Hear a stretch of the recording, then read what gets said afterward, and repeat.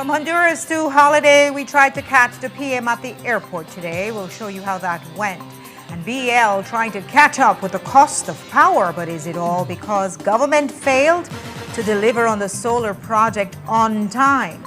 Plus, her ex-common law partner is on remand for a gun. But a woman is still in fair after she says he tried to kill her with it. She spoke to us. Also, the carnival mass camps have started. We'll take you to night one for the colors and the chaos. We've got details of these and other stories in our newscast for tonight, Tuesday, August 25th, 2026. Good evening. With your news, I'm Indra Craig.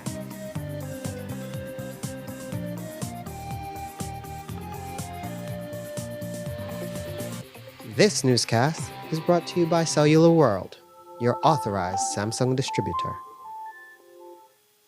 Life sounds better with JBL. Whether you're relaxing, working out, or getting the party started, there is a JBL speaker or headphone made just for you. Enjoy powerful JBL pure bass sound with the new JBL Tune 530BT and Tune 730BT. Wireless headphones, delivering all-day comfort and long-lasting battery life. Take your music anywhere with the compact, mighty JBL Go 5. Built to keep the beats going. Ready to party? Turn every gathering into an unforgettable experience with the JBL Party Box on the go. Essentials too. Or go even bigger with the all-new JBL Party Box 330. Packed with booming sound, dynamic light show, and endless entertainment. Get yours today at Cellular World and get a 1-year warranty from the authorized JBL distributor.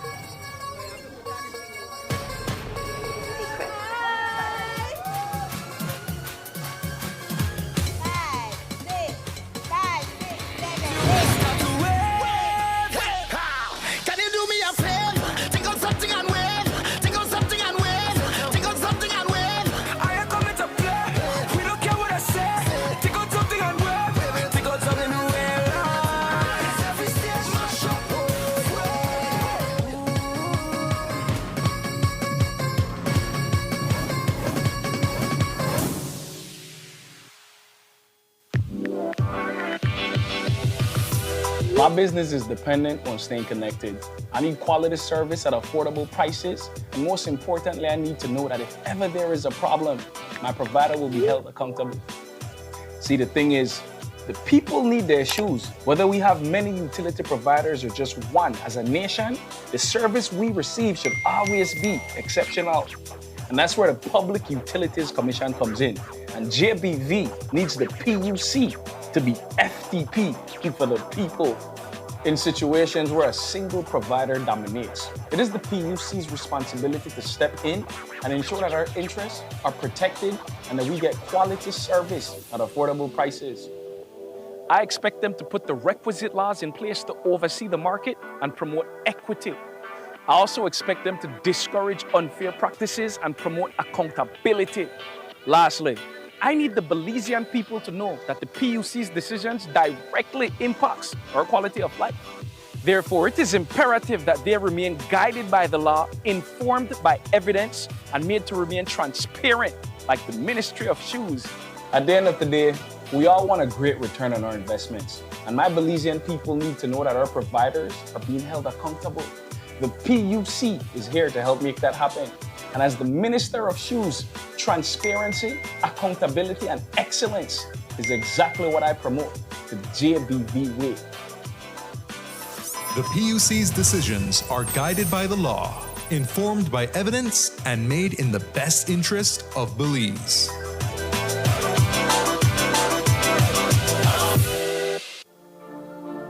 The success of my business means a lot to my family, especially my brother, because I'm continuing his legacy, making butterfly art collages. It was very hard for me to receive payments. I had to go directly to meet the person I'm purchasing from and who I'm selling to receive payment. Because I opened my business account with Atlantic Bank, now I can make and receive payments online, and this has made my job much easier. Atlantic Bank, building the future together. Hi, my name is Megan, and I'm a civil engineer here at M&M Engineering. Behind every successful production process in our factory come quality materials, skilled employees, and reliable equipment. Specifically, rebar and pre-stressing cable from Benny's, which are the building blocks of our products. Not all rebar and steel are created equal. At Benny's, quality is savings because building with trusted materials means building stronger, safer, and longer. Through Benny's Enterprises and Banquet, M&M Engineering has access to the highest quality products and heavy-duty machinery that help us improve efficiency, maintain productivity, and provide the most reliable solutions to our clients. Best for you and best for me. At Benny's, it's the quality. Benny's, quality and savings.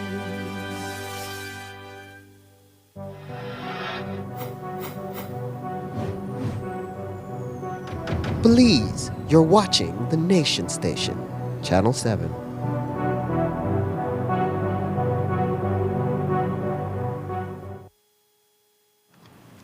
PM John Briceño returned from an official visit to Honduras yesterday. And if you're wondering what he did on behalf of Belize while he was there, well, so are we. There has been no official press release, interview, or press conference to brief the public on the official business conducted. However, the government press office did make 4 Facebook posts about the trip. All 4 posts received a total of 695 reactions and even fewer comments, indicating a very low rate of traction. So that's why we went to the Philip Goldson International Airport today when we heard the Prime Minister was leaving again, this time on personal leave, reportedly until early next week. He arrived at 2:05 this afternoon, and his flight to Houston was leaving at 2:30. But before he got there, one vehicle arrived a little earlier with just his security detail. That was followed a few minutes later by his personal vehicle with his driver, Edwin Hill, who took the carry-on luggage from inside the trunk. A third vehicle arrived, and that was when the PM came out.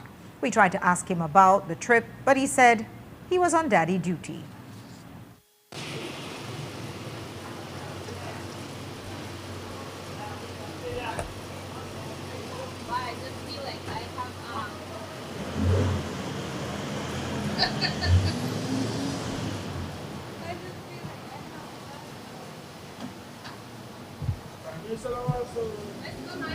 PM, you're pretty close to your flight now. Walking, yeah, meet the NTUCB. I am a father. I'm going to take care of my father, my son, okay? Will you brief the nation about what you did in Honduras?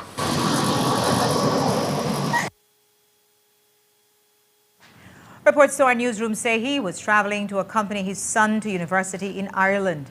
We note that the Prime Minister also held a joint press conference in Honduras, unheard of in Belize. And if you still want to know what happened in Honduras, one of the press office's Facebook posts said, quote, discussions further addressed cooperation in health and security, including opportunities to recruit medical professionals and expand opportunities for Belizeans to pursue studies and specialized training in Honduras, end quote. This comes after heavy pressure from the U.S. government to remove the Cuban Medical Brigade from the Belizean healthcare system. As we were also planning to ask the PM about the pressing public issue of high electricity bills, coming out of yesterday's joint press conference with BEL and the Ministry of Public Utilities was the grim conclusion that Belizeans will continue to pay higher than usual electricity bills because, one, there's not enough power generating capacity in the country, and two, Belize won't be seeing utility-scale solar power until at least 2029. So how did the Saudi solar project and the 80-megawatt solar project get derailed and delayed in the past 3 years? Courtney Menzies takes a look at it, and here's that story. Within the conversation of excessively high electricity bills, one question is repeatedly asked. What happened to the solar power projects that GOB claimed to be working on? The first is a $77 million loan from the Saudi Fund for Development, which was signed on August 4, 2023. That was to build Belize's first major utility-scale solar facility. In 2025, the PM promised that the project would be implemented by the end of this year. These new solar projects will come online by the end of 2026 and represent an investment of over $140 million. But that's not anywhere close to happening, and GOB is now blaming the Saudis for the delay. Unfortunately, the Saudis have a longer procurement process and more conditions that you have to fulfill. As a matter of fact, I think one of their conditions is that you have to use Saudi engineers for many of the aspects of this project. And so that is a little bit more involved.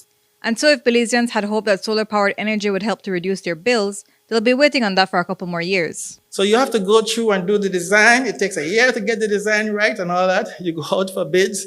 And then you're talking 18 months just to start to get the equipment in because of all the issues with the logistics. Also, there's a strong demand for electrical equipment because of all the data centers that are being built in the United States and around the world. So the demand for electrical equipment has gone up significantly, which has pushed up the price of the electrical equipment and has pushed up the lead times of these equipment. I'm saying all this to say, I hear people say, well, what happened to this project that they're doing? Well, from the time you decide to do a project, it might be 3 to 4 years before it gets online. In fact, the latest estimate we have for the Saudi project and the solar project, the 80 megawatts, we think it might be online by 2029. In December of 2025, BEL said in an official release that there would have been, quote, no need for a rate increase if the utility-scale solar projects and battery storage solutions requested by BEL had been delivered on schedule. So, in essence, while Chairman Young did not want to cast blame, BEL had already put it on GOB, and now GOB is shifting it to the Saudis. Bottom line, the delays caused by that will now drive up the cost of new sources of power, all the while neither BEL nor the public can afford to pay their power bills. Courtney Menzies, 7 News. An 80-megawatt solar project supported by the IFC and signed earlier this year will see multiple solar plant facilities built throughout the country. A release says that will be operational by 2027, but we wouldn't hold our breath. And while solar is one thing, corporate governance is another. Can a member of the PUC board or a commissioner whose job it is to regulate BEL also act as a BEL board member, whose job it is to protect and advance the financial interests of shareholders for a private corporation? Jules Vasquez examined the legal dimension of this quandary for one board member doing double duty. Rolando Santos has been on the PUC board since December of 2022, and more recently he was named to the BEL Board of Directors. The Prime Minister appointed him to both posts. Santos is an electrical engineer who formerly worked at BEL, but the presence on both the boards of the regulator and the regulated smacks of a very live conflict of interest, which we asked the chairman about. How do you handle corporate governance when when one of your regulators is also a board member? I see a member of the PUC is also on the BEL board. I think we are in very unique, difficult circumstances right now. I've said that, right? I think one person said it's a crisis, and I agreed. I think when we are in these kind of situations, we have to work together to get out of it. So some of what is happening with us is the fact that the company is struggling to get back on its feet, right? And while it may be all hands on deck, the law governing the PUC is explicit. It says no commissioner, employee, or member of the administrative staff of the commission shall directly or indirectly have any interest in any contract or agreement for the furnishing of any service for or by any public utility provider.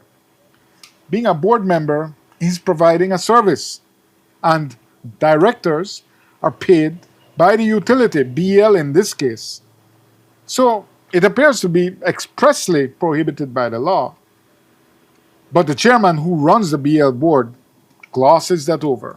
What I was saying is that you're right, but the circumstances that we are in right now, I personally think it's better that we and the PUC and the government and the media and the employees all try to find a way to work together to get out of this. But is it a sufficient excuse to ignore the law? For most regular folks, the board's composition is a semantic point. What people really want to know is what's driving up their light bill by tens or hundreds of dollars this billing cycle. And many are pointing to those new smart meters, which BEL installed nationwide in the last few months. We asked the chairman whether these smart meters were contributing to the high electricity bills. Are the meters picking up even minuscule amounts of electricity usage, more so than the older meters? Here's what Young explained. Might there be greater sensitivity in the smart meter for discrete suction of electricity?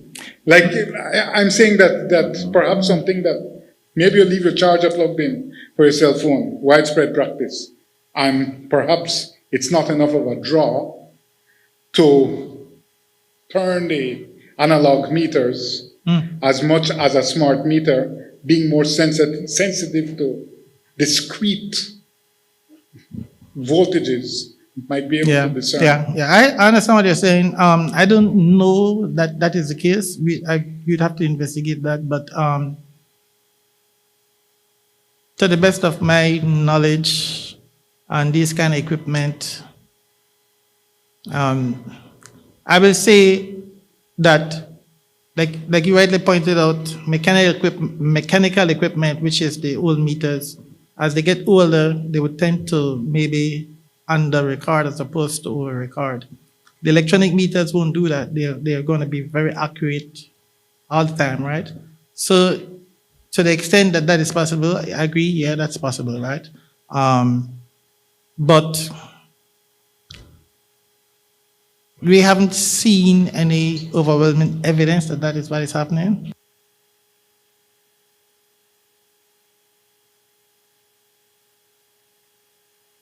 We'll take a break now. When we come back, her ex-common-law husband is on remand for a gun, but a woman tells us why she is still in fear for her life after saying that he tried to kill her with it. She spoke to us. Don't go away.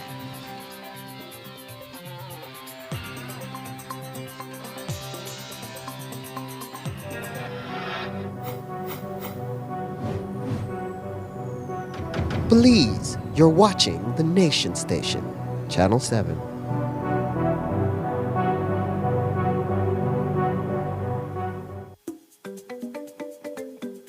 I'm a licensed electrician for 15 years. Safety is always an electrician #1 priority. I shop at Benny's. Benny's give me high quality, durable material. Cheaper doesn't mean safety. Cheaper means danger. When I think about safety, I think about Benny's. Remember, at Benny's, quality is saving. Best for you and best for me. At Benny's, it's the quality. Benny's, quality and savings. See you at the store.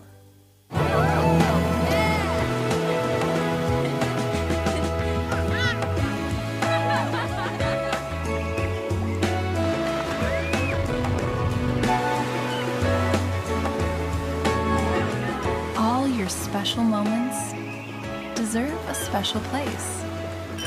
Book now and save 50% on accommodations and 20% on spa. Only at Naya Resort and Spa.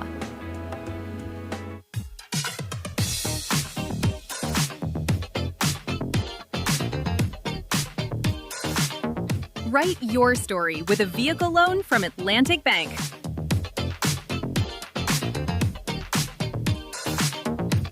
Enjoy competitive interest rates, attractive repayment terms. Also, with every approved loan, you are eligible for a MasterCard credit card.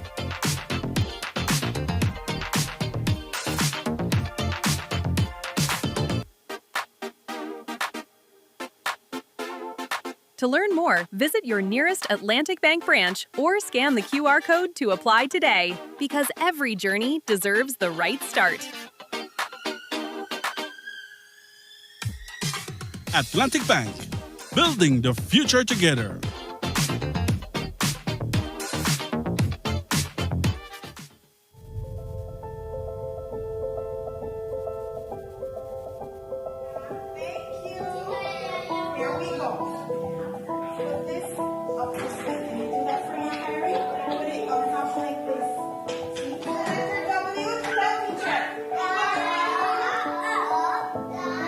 We have seen developmental changes in him. We have seen social cues that have popped up, and the amount of attention that he now gives to social interactions. The experience that he has had here is remarkable.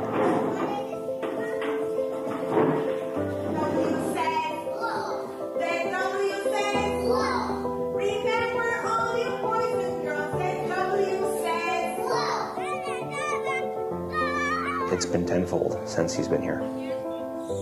Preschool is where children come and they develop their social skills, their communication skills, their language skills, and those are some very important skills that they need to better set the foundation of their education before they move on to primary school.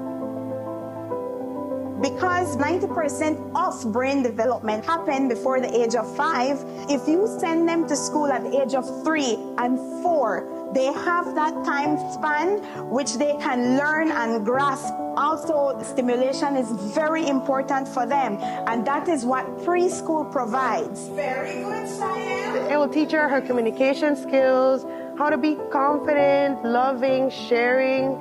Those skills are some stuff that we need day to day, and then definitely when she goes to an older school, what they call, she'll definitely need those attributes. So it's just like they're little. I believe that they're little sponges. Anything that they're learning, their surroundings, they're absorbing. If you see a child with blocks, they are building something, they are using their imagination. So maybe in the future that child is going to be an engineer. They learn through songs, through nursery rhymes, that builds their communication skills. It might seem like nothing to us, but that is something very important to them. Preschool is not about pushing or pressuring academics. We set that foundation so they build their confidence. That is one of the main things that we want them to do. Building confidence will make their academics in the future years much more easier for them.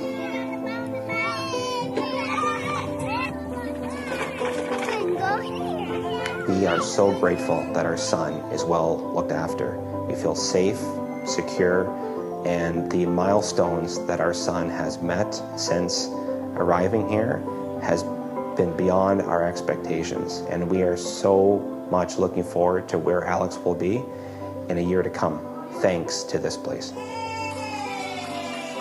Start strong. Scan the QR code to find a preschool near you and register your child today. Nokche Adventure Park came about from the birth of COVID. Everything was on pause for tourism. So we decided, let's do something different. We got 10 bikes, 10 ATVs, and we were just doing ATV tours. Shortly after, we were approached by the cruise lines. We agreed to work with them, and from them, it just started growing. We set up the chocolate tour first, and then from there, we went into the culinary experience at the different Mayan cultures. We have the gift shop, the cooking class, the shaman, and the healing, and it just all came together. When you reach a certain point, you need investors, you need partners to come into your business. Atlantic Bank does make it easy. Even my 7-year-old could do it. Atlantic Bank, building the future together.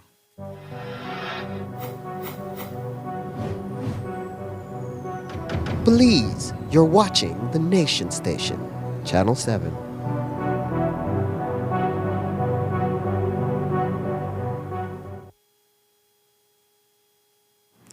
It was a firearm arrest that stemmed from a domestic dispute call, and today we got a chance to speak with the victim who made that call after her ex-common-law pointed a gun at her. He has since been detained, and this afternoon we spoke to the mother of one who says she wants the public to know what happened and how long she has been dealing with these threats. Jo Marie Lanza has this story. Yesterday, police reported that they had detained 30-year-old Anderson Martinez in Ladyville with a 9mm pistol with 14 rounds of live ammunition. Police were called after he allegedly threatened his former common law of 7 years with that same weapon. She told us that he showed up at her apartment and pointed the weapon at her, threatening to kill her. Y entonces vino él el domingo y cuando yo iba cruzando el portón. And so he came on Sunday, and when I was crossing the gate, he was there, and he threatened me with a gun. So I went and called the police. When the police came and investigated, they started searching him and all that, and they didn't find the gun at his house. They found it here. Then he came and he told the police that I wasn't being threatened, but I was. He does the same thing to me through the phone. I had seen a small black gun, and he hadn't threatened me with that one. There was a real gun, and then the police took it. Martinez appeared in court this morning for 3 offenses: aggravated assault, kept firearm without a gun license, and kept ammunition without a gun license. He pleaded not guilty and was placed on remand.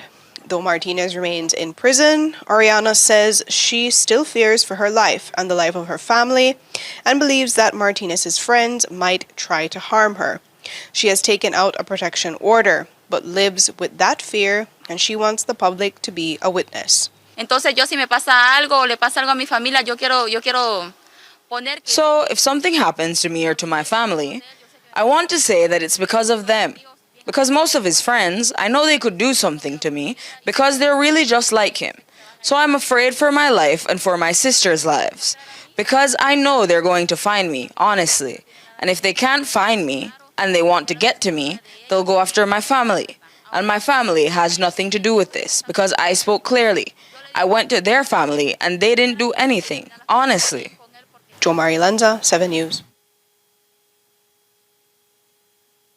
Martinez next appears in court on September 1st. Tonight, a 5-year-old from Maskell Village has multiple injuries after a dog owned by a fellow villager rushed him while he was walking from his house to his grandfather's home. We spoke with the mother who said she wants justice because her child could have died. We bring he down yesterday. He received 2 stitches behind his ears. He is badly scraped. His body, his whole body, even his leg. Before I took him to the hospital, the police brought the medical farm, and that was what we used to take him to Kalhushna. But all they did was clean his wound and stitch his ears and send him out back with antibiotics and Tylenol, that's all. But then this morning he wake up, his neck is badly swollen, his face, half his face is swollen, and he's crying in pain. With me, myself, because I take that stay route every day, it rushed me also. You can just walk and the dog run out of the yard to come after you. Well, I'm a little upset because the incident happened yesterday, and up to today, no one from the house came to see my son, came to check on him, ask about our medical expense, nothing. So we're still waiting for that, and I doubt it will happen. Because he said the dog is not his, but it's your yard. It's for his grandson or something like that. It's still your yard. We contacted the villager named by the victim's family as the dog's owner. He denied that the dog belonged to him and hung up the phone. The opposition UDP is getting ready for a municipal election in 8 months, but tonight it's going through some changes after high-profile executive resignations. Juliet Timbrell and Audrey Wallace have separately resigned from their posts in the past 2 weeks. Timbrell resigned as national campaign manager late last week. She says without any hard feelings. Sources tell us she was not being consulted by party chairlady Sheena Pitts on the vetting of candidates for the municipals.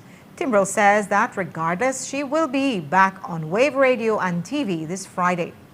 And chairman of the Public Relations Committee, Audrey Wallace, also resigned, reportedly because the party has struggled to find funds for advertising.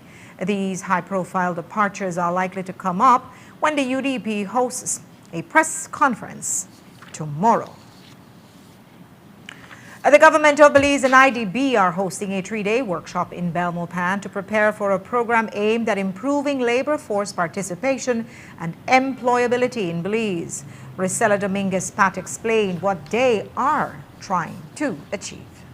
Today we're having a kickoff workshop session. This 3-day workshop session has to do with an IDB project, which was approved by the government of Belize. And so the kickoff workshop begins with the implementation phase of the program to improve labor force participation and employability in Belize. So over these 3 days, we're going to have representatives from the Ministry of Finance. We're also going to have representatives from the Inter-American Development Bank, the Central Executing Unit, and the Ministry of Immigration, Governance, and Labor, and other technical specialists who will be reviewing the project's objective, activities, and timeline. So the program's overall objective is to increase the supply of labor force skilled in Belize with special attention to women, youth, and migrant. This project has 2 main components. The first is focuses on improving services that help people access the labor force. This includes strengthening the employment services for job seekers and employers, providing specialized support to women, youth, and migrants, improving labor market information, and introducing modern technology. It will also strengthen the Labor Department's employment unit and support entrepreneurship, particularly in the green and blue economy. Now, the second component focuses on increasing supply of labor through relevant high-quality training in priority areas. These include tourism, BPO, information, communication technology, green and blue economy, and also digital skills and childcare. The program will benefit Belize by helping job seekers develop relevant skills and access employment opportunities. It will also help employers find suitably trained workers and provide the government with better information to identify and address labor market needs. Women, youth, and migrants who may experience additional barriers to employment will receive more targeted support. The program is an investment in Belize's people. Its success will be measured by the improvement experienced by workers, job seekers, employers, and communities, and by its contribution to a more skilled, inclusive, productive, and resilient labor force.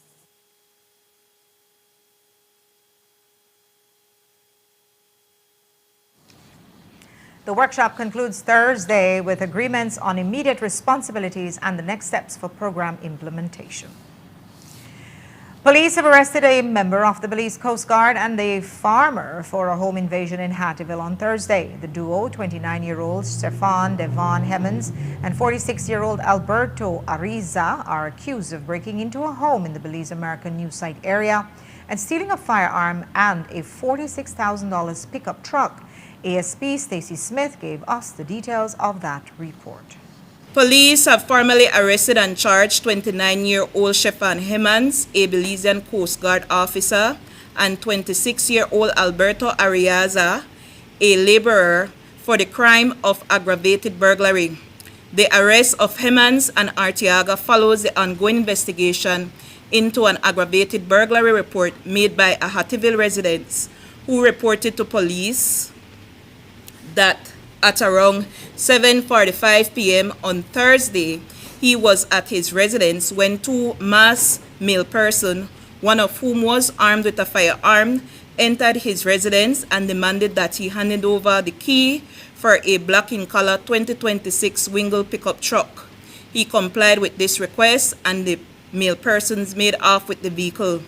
Having been advised of this occurrence, the department's standard operating procedures were activated, and this proved successful as at approximately 9:45 p.m., the operational team in Santa Rosa in western Belize intercepted the black in color Wingle pickup truck and also observed at that time was another vehicle which sped off.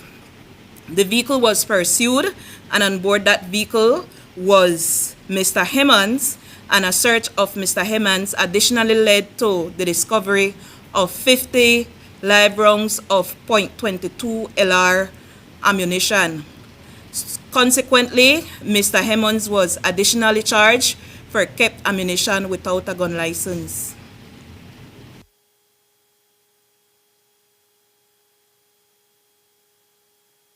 Yesterday, we told you about the burglary that happened in Hattieville involving a member of the Belize Coast Guard and a farmer. The accused, 29-year-old Stefan,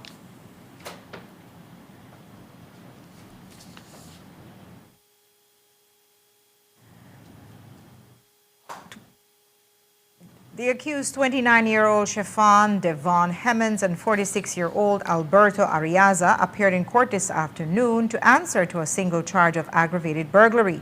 Both men pleaded not guilty to the charges and were remanded to prison. They returned to court on October 20th for disclosure. San Pedro police arrested 2 men and a woman for a drug bust that happened last Friday. ASP Stacy Smith told us what officers uncovered at a home in the Boca del Rio area. San Pedro police have formally arrested and jointly charged 26-year-old Benedicto Ball, 26-year-old Horace Anthony Crawford, and 24-year-old Bridget Alcocer, all of San Pedro Town, for 3 counts of possession of controlled drugs with intent to supply to another. These charges stem from a search conducted by operation personnel at a residence in the Boca del Rio area of San Pedro on 21st August 2026. This search led to the discovery of 1,312 grams of suspected cannabis, 21 grams of suspected cocaine, and 28 grams of suspected crack cocaine.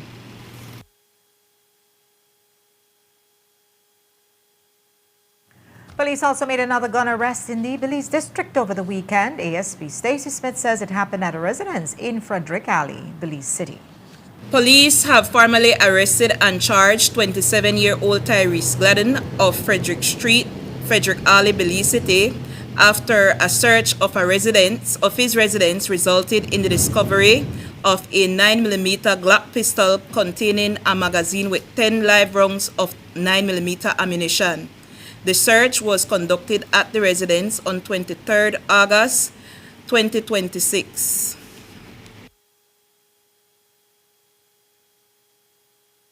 Police also uncovered an illegal weapon at a home on Pitter Street. 2 persons were charged, but one of them took the rap for the weapon. ASP Smith shared the details of that arrest with us. Police have formally arrested and jointly charged 20-year-old Gregoria Pitter and 19-year-old Aaron Pitter for the offense of kept firearm without a gun license. The arrest follows an operation at a residence on Pitter Street by members of the Violence Prevention and Enforcement Team just before 9:00 p.m. on 17 August 2026. This operation resulted in the discovery of a black 9mm Glock pistol. Aaron Pitter, has since pled guilty to the charge and is currently remanded at the Belize Central Prison, where he awaits sentencing.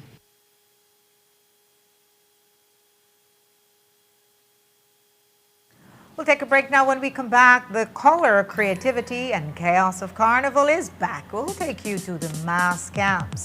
And we'll talk to the creator of a new app, beamed from the diaspora back home to Belize. It's called Yeri So.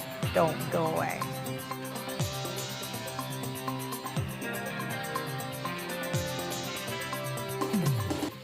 This newscast is brought to you by Cellular World, your authorized Samsung distributor. If you're tired of the baking in your house with the only Cocoa Wawa fan and finally realize that the time to get yourself a good, durable, reliable fan, contact Maya's panel website or social media. Maya's going to hook you up with one of their 18-inch heavy-duty tripod fan where might could even change your life as they keep you cool in this hot Belizean weather. Yes man, because their 18-inch heavy-duty tripod fan from Maya's not just could blow your lip back way, they might could blow away your mind if you say blow away the toxic konomono out of your life and the bad vibes out of your house. Order your 18-inch heavy-duty tripod fan from Maya's website or on their social media, and Maya's going to ship out your fan anywhere countrywide ASAP. Not believe me? Visit mayaselectronics.bz right now to order your fan today.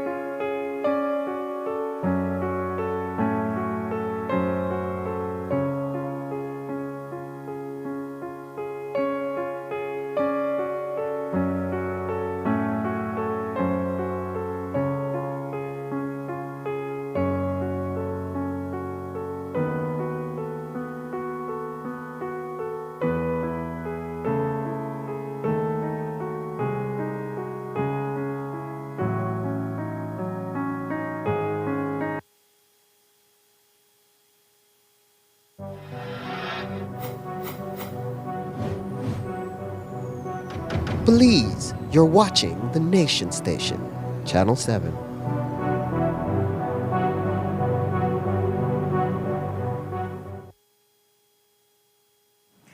Carnival season is upon us, and nothing captures the color, creativity, and chaos quite like the mass camp madness that has become a staple.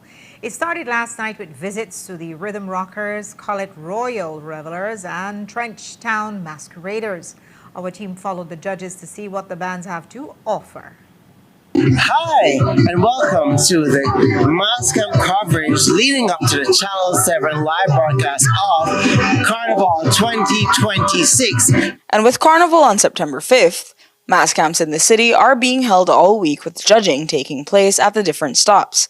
Last night, we visited Rhythm Rockers, Colette Royal Revelers, and Trenchtown Masqueraders, who showed us what they had to offer this carnival season. Our first stop on Price Street was with Rhythm Rockers, whose concept was inspired by African influence.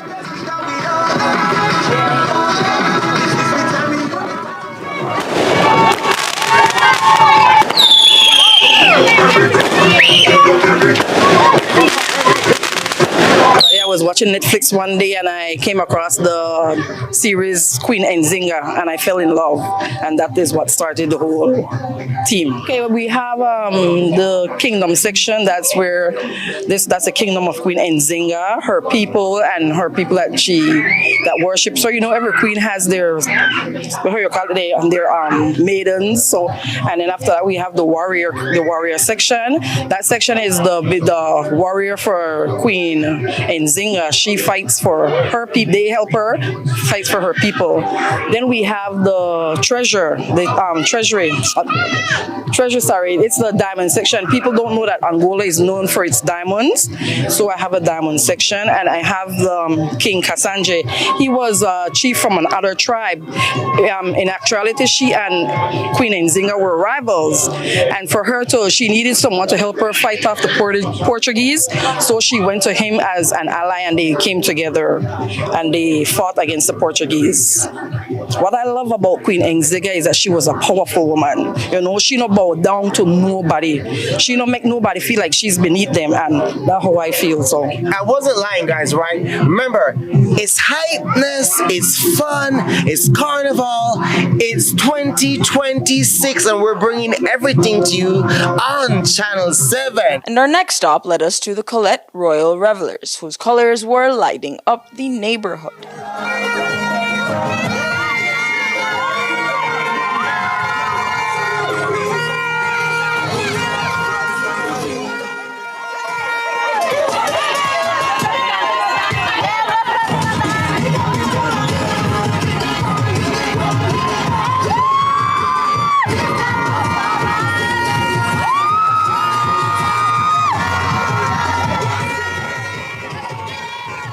My theme for this year is Unsung Heroes, the heartbeat of our community. What we actually did this year was we decided to highlight those jobs that people think less of or feel as if though they are meaningless, but they are actually meaningful to our community. And so I decided to do 4 sections. I have one section that is dedicated to the market vendor. Without food, we cannot survive, right? An extension to that is the farmers, because without the farmers, the food vendors won't have produce to sell, right? I have a second section that is dedicated to the sanitation workers. After Carnival, at the end of Carnival, what is left on the street? Garbage, right? Who is left to pick up that garbage? Our sanitation workers, right? And they work tirelessly every day throughout the year, right? But specifically on Carnival Day, they are the last ones standing on the street. And so I had to pay homage to our sanitation workers. My third section is my paint section. I dedicated that section to the artists of Belize, right? We have a lot of artists, and at times people aren't aware of the exceptional painting that they do, right? They don't have enough exposure, and I decided to highlight the painters to give them that exposure, right? So my final section, which is the seamstress section.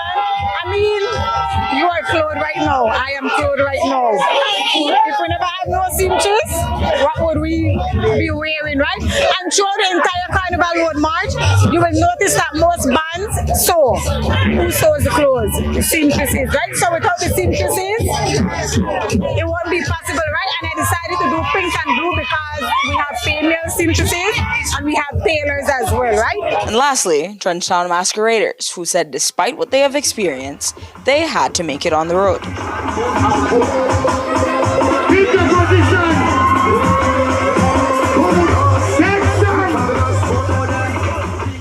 Our team is staying put on the road, bringing back another. Why? Why that team? That team just goes with Patricia. I mean, I was sitting down and thinking about coming out from Carnival. I mean, you saw we were going through a lot bringing this season in, but I decided, come on, Patricia, it's about Carnival. Again, unity, fun, enjoyment.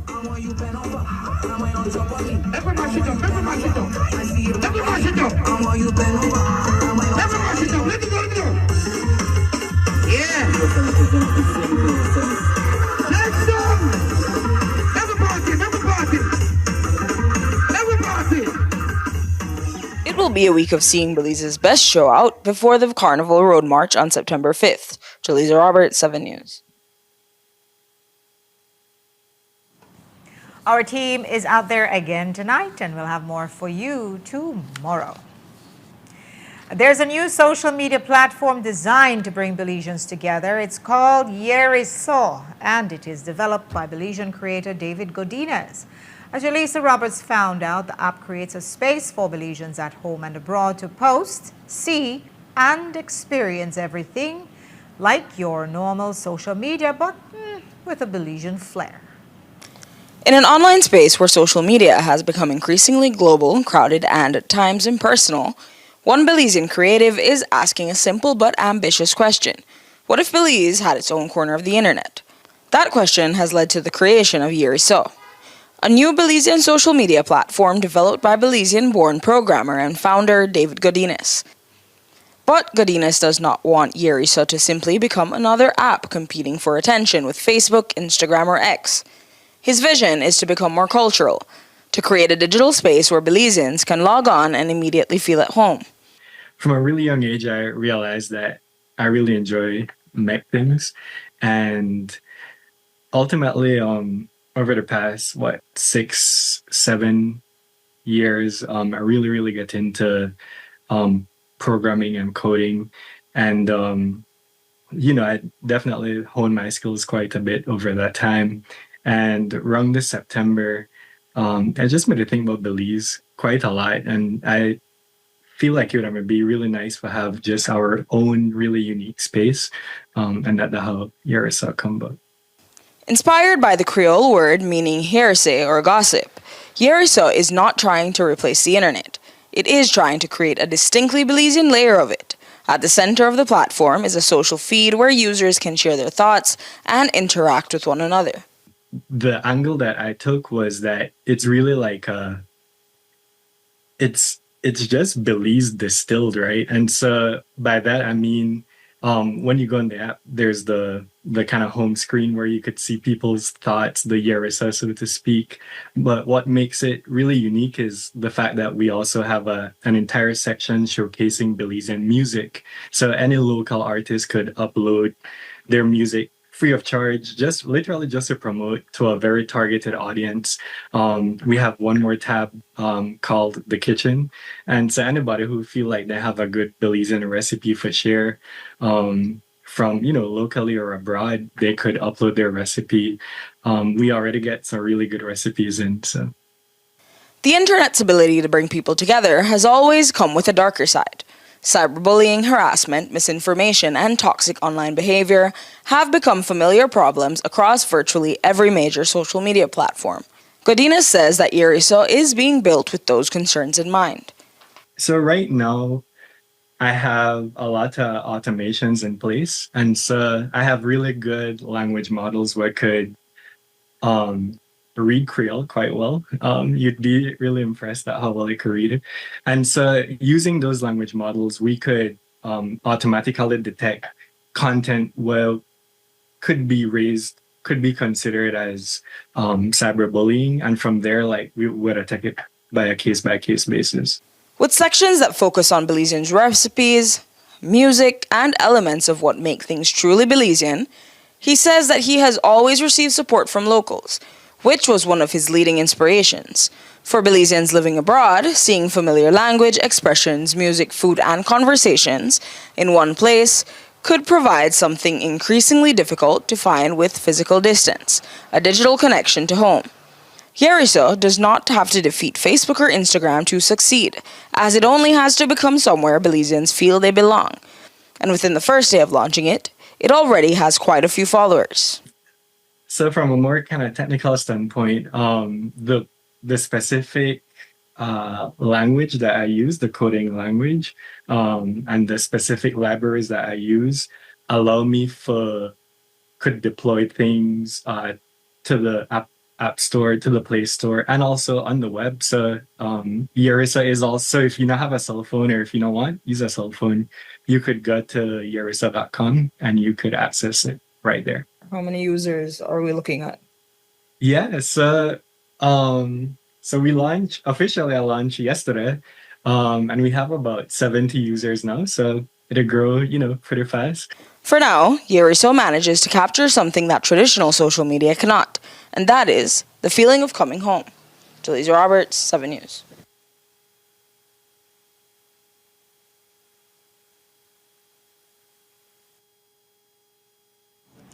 The Prime Minister has left the country on personal leave, and the Belize Bus Association has extended the deadline on his threat of a national bus shutdown.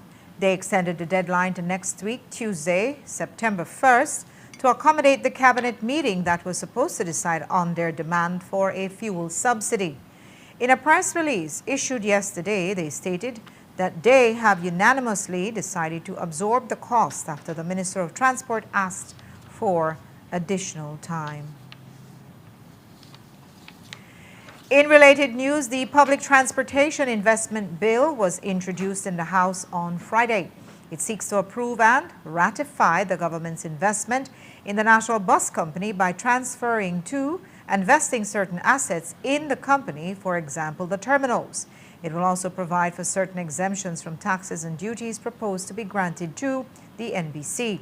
The Minister of Transport explained that they have made progress so far, and this investment will further the improvements in the public transport system.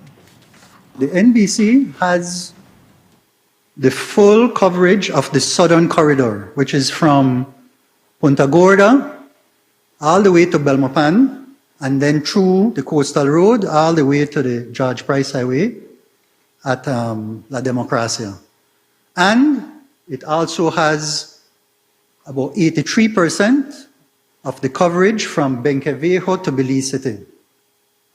You're not hearing about anything with racing on those corridors anymore. The incidents of buses breaking down have fallen dramatically. NBC has already invested in 8 newer buses. And when we're talking newer, not just newer Bluebirds and the way in the same manner that we've had before. No, these buses are all bucket seat buses with air conditioning. All the buses that have been brought in. And there is resources to buy up to 15 buses, and that is an ongoing process. That is an ongoing process. Along with that, the NBC is also investing in a camera system that you have in each of the buses. You have a camera now that at the headquarters of the NBC, they can see where the buses are across the country on a screen, and they can also see what is happening in front of the bus and inside the bus, helping us to monitor for safety and for quality of service. And if you go now to the terminal in Belize City, you will see that the entrance has been upgraded, and you come to the one right here in Belmopan, you will see that a significant investment has been made, and I want to thank my colleagues in Cabinet, Prime Minister, for that $2.5 million that has been dedicated to the Belmopan and to the Belize City terminals.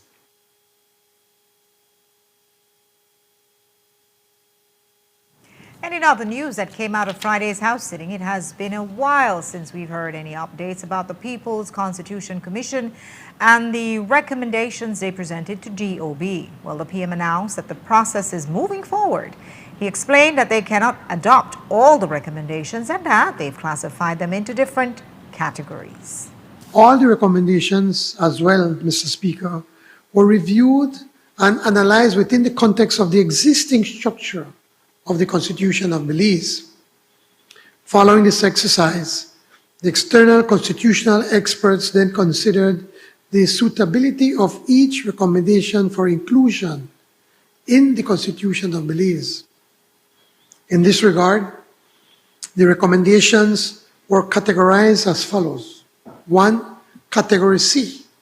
The proposed change is constitutional in nature and could appropriately be located in the Constitution. 2. Category L. The proposed change may be broadly be considered quote-unquote constitutional in nature, but does not necessarily belong in the Constitution and are better left to legislation or policy. 3. Category U. The proposed change is unnecessary or inappropriate. And Category 4, Category D. The proposed change is one which requires further discussion and debate at the local level. Mr. Speaker, following the exercise, 53 of the 167 recommendations made the PCCs by the PPC were identified by the external constitutional experts as being fully, quote, constitutional in nature, and therefore could appropriately be located in a constitution. So what is the next step in this process? According to the Act, Section 22, a resolution is to be put before the National Assembly declaring that the matter stated in the report, whether the Belize Constitution should be repealed and replaced or amended, is of sufficient national importance that it should be submitted to the electors for their view through a referendum. But, Mr. Speaker, before such a resolution is put before the National Assembly, it seems sensible that the government engages in a public awareness campaign on these recommendations of the PPC, of the PCC. Again, all the recommendations cannot be taken on board. However, this consultation process will allow the public a mechanism to review and analyze recommendations, to understand government's rationale and approach on the recommendations, and thus allow government to receive further feedback from the public. Climate Week began last Friday in Punta Gorda, and following the opening ceremony, they signed a letter of intent for a strategic partnership between PACT and the Ministry of Sustainable Development. The partnership will establish the Youth Climate Academy in an initiative aimed at equipping young Belizeans with the knowledge, skills, and tools needed to take meaningful action on climate change. Chief Climate Officer Idalmi Pinelo said that youths are their greatest investment when it comes to climate change. Today, we are making this an investment in Belize's young climate leaders. People who will not just simply inherit the consequences of climate change, but who must help shape the solution. The letter of intent, that I don't really like the name, for the Climate Academy for Belize, marks a clear commitment, and we are moving from ambition to action, from inviting young people to participate in equipping them to lead. When the Climate Change Department pilot the Climate Academy in 2025, we did not intend to be a one-time training experience. We envision a long-lasting platform for climate education, youth participation, and community action. Our first cohort proved why this matters. They step forward as researchers, facilitators, communicators, advocacies, and to our young people, Thank you for bringing your energy, your questions, your curiosity to this work. That is the spirit the Climate Academy is about. But when it comes to Belize, it does not mean young people who will only understand climate change. Belize needs young people who can equip, trust, empower to act at home, in schools and communities, in businesses, along our coastlines, and in the national decisions that shape our future.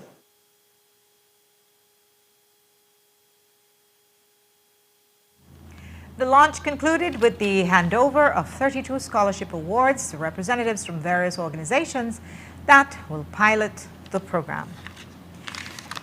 The government of Belize has renewed its collaboration with Taiwan to strengthen micro, small, and medium-sized enterprises (MSMEs) through Taiwan's Best Women and Youth MSMEs Development Project agreement. The signing ceremony was held yesterday between the Ministry of Foreign Affairs and the Taiwan Technical Mission in Belize. The initiative is valued at $3 million and it will assist and provide technical support to women with MSMEs, improving their market access and business operations. Here are the highlights from the signing. It is my pleasure to announce that Taiwan and Belize are going to continue the initiative empowering women and youth in Belize. The previous women's empowerment projects began at the aftermath of the COVID-19 pandemic, which aims to support those most affected women and to help create opportunities for economic recovery in Belize. The previous projects had reached more than 2,700 women across all districts of Belize. And we can see communities were refilled and many women had stepped into non-traditional fields, such as cell phone repair. Based on the foundation we have built together, we are pleased to launch today the Belize Women and Youth MSMEs Development Project. Through the project, Taiwan will share its experience and expertise to train women and youth in Belize. This commitment matters. According to the Statistical Institute of Belize's most recent labor force survey, only 47.2% of working-age women in this country participate in the labor force, compared to 69.9% of men, a gap of more than 20 percentage points that has persisted for years. The IMF has estimated that closing this gap could grow Belize's GDP by as much as 20%. This is not a marginal issue for Belizean women alone. It is one of the single largest untapped sources of growth available to our economy. This is precisely why women's entrepreneurship is development policy. When a woman starts a business, she is not only generating income for herself, she is very often the primary force stabilizing a household's finances, financing her children's education, and reinvesting in her community. Support to women entrepreneurs is, in that sense, one of the most direct investments we can make in the next generation of Belizeans.